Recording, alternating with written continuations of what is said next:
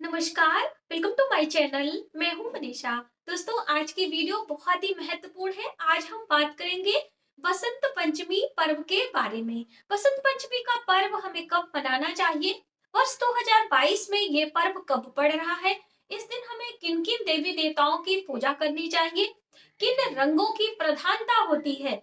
और किस तरह के भोजन, किस तरह के भोग प्रसाद देवी को अर्पित करना चाहिए? इस तरह की बहुत सारी जानकारी आज के इस वीडियो में हम आपके साथ शेयर करने वाले हैं। तो वीडियो पर आप इन तक बने रहें, जिससे सभी जानकारी प्राप्त करके आप बसंत पंचमी का पर्व मना सके। चलिए देर न करते हुए अपने वीडियो की शुरुआत करते हैं। और दोस्तों, यदि आपने हमारे चैनल को अभी तक सब्सक्राइब नहीं किया है तो प्लीज प्लीज सब्सक्राइब कर लें, जिससे हम कोई भी वीडियो अपलोड करते हैं उसका नोटिफिकेशन आपको सबसे पहले प्राप्त हो। और हमारी वीडियो आपको थोड़ी सी भी हेल्पफुल लगती है तो प्लीज प्लीज लाइक करें और अपने फैमिली फ्रेंडों में शेयर करना ना भूलें। चलिए वीडियो की शुरुआत करते हैं। दोस्तों, हम बात कर रहे हैं बसंत पंचमी पर्व के बारे में। तो आप सभी को बसंत पंचमी पर्व की हार्दिक शुभकामनाएं। आपके जीवन में बसंत की तरह हमेशा बहार आए, बसंत की तरह माँ लक्ष्मी की कृपा आपके जीवन में सदैव बनी रहे। हम बसंत पंचमी की बात कर रहे हैं, तो इस दिन किन देवी देवताओं की पूजा करने का विधान है ये हम पहले जान लेते हैं। दोस्तों, इस दिन माता सरस्वती का प्राकट्य हुआ था। एक प्रकार से उनके जन्म दिवस के रूप में जो है ये मनाया जाता है, और इसे बसंत पंचमी या फिर श्री पंचमी या फिर सरस्वती पंचमी के नाम से जाना जाता है। और साथ ही दोस्तों, इस दिन माँ लक्ष्मी की भी पूजा की जाती है। तो आप माता सरस्वती और माँ लक्ष्मी की आराधना जरूर करें। भगवान विष्णु की आज्ञा से ब्रह्मा जी ने माता सरस्वती का जो है कमंडल से जल छिड़क कर उन्हें प्रकट किया था एक प्रकार से। तो उन्हें ब्रह्मा की मानस पुत्री के नाम से भी जाना जाता है। और बसंत पंचमी का पर्व कब होता है? माघ मास की पंचमी तिथि को, शुक्ल पक्ष की पंचमी तिथि को बसंत पंचमी का पर्व मनाया जाता है। और इस बार वर्ष 2022 की हम बात कर रहे हैं, तो इस बार वर्ष 2022 में 5 फरवरी दिन शनिवार के दिन यह बसंत पंचमी का पर्व मनाया जाएगा। और इस दिन माता सरस्वती के स्वरूप की पूजा की जाएगी।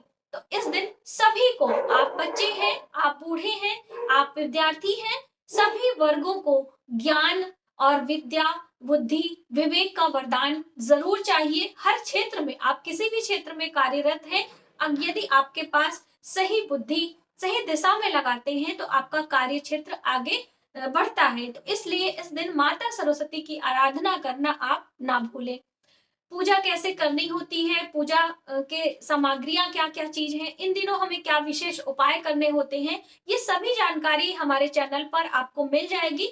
और जो पूजा विधि है हम फर्स्ट कमेंट में पिन कर देंगे, तो वहां से जाके आप चेकआउट कर सकते हैं, जिससे सभी जानकारी लेते हुए इस दिन आप माता सरस्वती की आराधना विधिवत तरीके से कर सकें। इस दिन दोस्तों, माँ सरस्वती को जो आसन देना होता है वह पीले रंगों का आसन आप दें।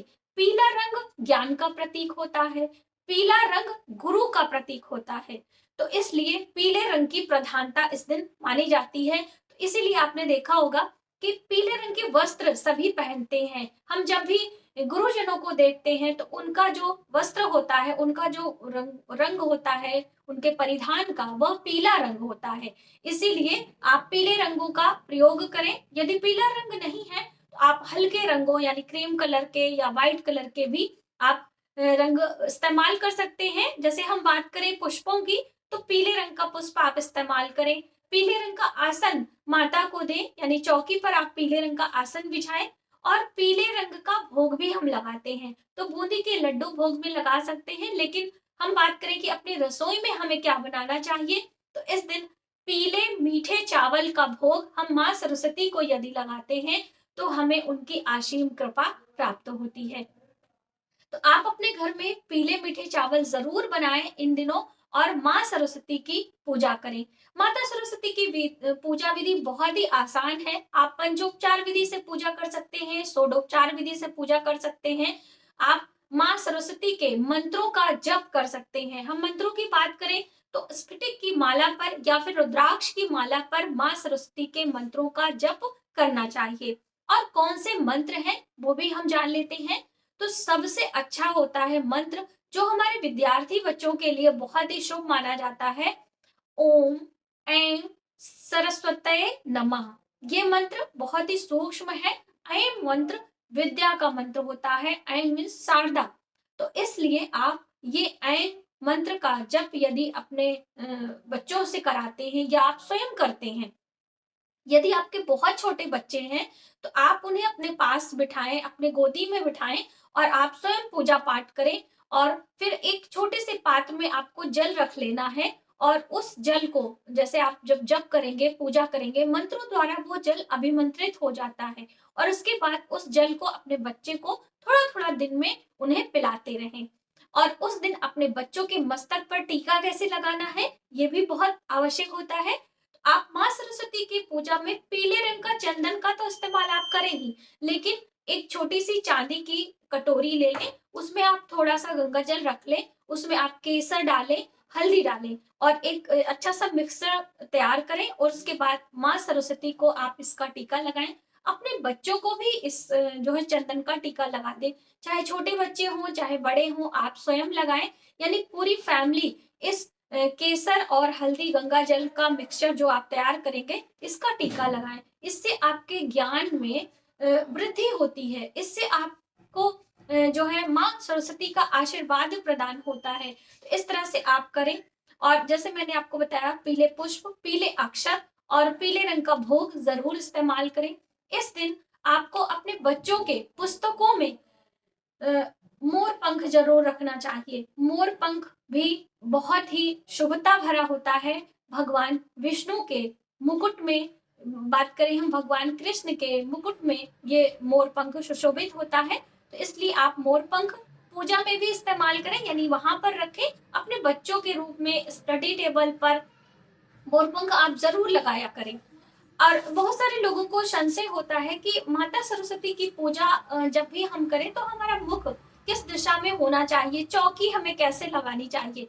तो हमेशा ईस्ट की वॉल पे आपको अपने माँ सरस्वती के जो आपके उनकी तस्वीर है उसे आपको हैंग करना है, या फिर आप चौकी लगा रहे हैं तो पूर्व मुखी होकर आप पूजा करें, या फिर आप पश्चिम मुखी होकर भी पूजा कर सकते हैं। माता सरस्वती की प्रतिमा यदि हम बात करें कि किस दिशा में हमें लगानी है, तो आप ईस्ट की वॉल पे लगा सकते हैं, नॉर्थ की वॉल पे लगा सकते हैं और वेस्ट साइड में भी लगा सकते हैं। यानी कि तीनों दिशाओं में भी आप कहीं भी माँ सरस्वती की पिक्चर को लगा के अपने बच्चों के जो भी स्टडी करने का स्थान हो वहां पर तो जरूर आप लगाएं।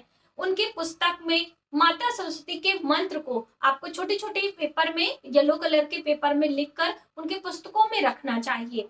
और जब भी वो पढ़ने की शुरुआत करते हैं तो उस मंत्र को एक बार उन्हें जरूर देखना चाहिए। यदि बड़े बच्चे हैं तो उन्हें पढ़ना भी चाहिए। तो इस तरह से बहुत सारे छोटे छोटे कार्य होते हैं। यदि हम इन दिनों में ध्यान रखते हैं, बसंत पंचमी के दिन अपने बच्चों से वह सभी कार्य कराते हैं तो हमारे लिए बहुत ही लाभकारी होता है। यदि आप बड़े हैं तो आपको गीता के अध्याय का पाठ करना होता है और खास तौर से गीता के 11वें अध्याय का पाठ। दोस्तों हम हमें अक्सर बताते हैं कि आपको गीता के 11वें अध्याय का पाठ करने से विष्णु सहस्त्र नाम के पाठ का पूजा का फल मिलता है। उसमें भगवान विष्णु के विराट रूप का वर्णन है। जब श्री कृष्ण अर्जुन को अपना विराट रूप का दर्शन कराया था तो उसमें उसका वर्णन है। तो इसलिए आप गीता के 11वें अध्याय का पाठ जरूर किया करें। या फिर आप किसी दुविधा में हैं, आपको किसी चीज में निर्णय लेने में संशय हो रही है, आप अपने परिवार का ठीक से संचालन नहीं कर पा रहे हैं, यानी कि लीडरशिप यदि आप अच्छे से नहीं कर पा रहे हैं, तो ऐसे में आपको गजेंद्र मोक्ष का पाठ करना चाहिए। गजेंद्र मोक्ष का पाठ बहुत ही शुभ होता है। इसमें हमें मोक्ष प्राप्त होता है और साथ ही भगवान विष्णु की कृपा हमें प्राप्त होती है। इसलिए गजेंद्र मोक्ष का भी पाठ आप कर सकते हैं, ये भी आपके लिए बहुत ही लाभकारी होता है। बहुत सारे लोग पूछते हैं ना कि इस दिन हमें क्या क्या चीजें पढ़नी चाहिए, कैसे पूजा करनी चाहिए। तो पूजा में आप माता को आसन दे दें और आप पंचोपचार विधि से हल्दी कुमकुम स्नान कराएं, पूजा फूल चढ़ाएं और फिर उन्हें भोग लगाएं, धूप दीप दिखाएं। ये तो आपको करना ही करना है, लेकिन विशेष होता है मंत्रों का जप और पाठ होता है। तो ये सभी चीजें आप ध्यान में रखें। आप कुछ नहीं कर सकते हैं तो सरस्वती चालीसा आती है, वो आप पढ़ सकते हैं। ये सभी जानकारी आपको हमारे चैनल पर मिल जाएगी, तो वहां से आप जरूर देखें और विधिवत तरीके से बसंत पंचमी का पर्व मनाएं। और साथ ही आप मिलजुल के अपने परिवार के साथ में रहें और भगवान विष्णु, माता सरस्वती की कृपा आप सभी पर सदियों